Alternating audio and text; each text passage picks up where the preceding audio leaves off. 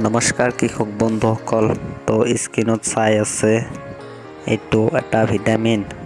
তো এই ভিটামিন কি কামত খটাব তাৰে আলোচনা কৰিম।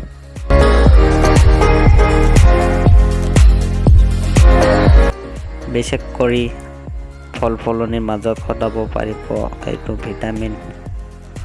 তো এইটো ভিটামিন বিধৰ নাম মহাফল। তো ব্যৱহাৰ কৰাৰ নিয়ম: 10 লিটাৰ পানী এটা পাত্ৰত লওক আৰু 50 ml মহাফল দিয়ক।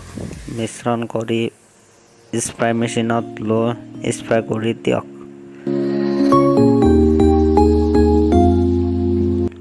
আৰু যিকোনো ফল ফলনি, ধান খেতি আদি কৰি সকলো ধৰণৰ খেতিত ব্যৱহাৰ কৰিব পাৰে।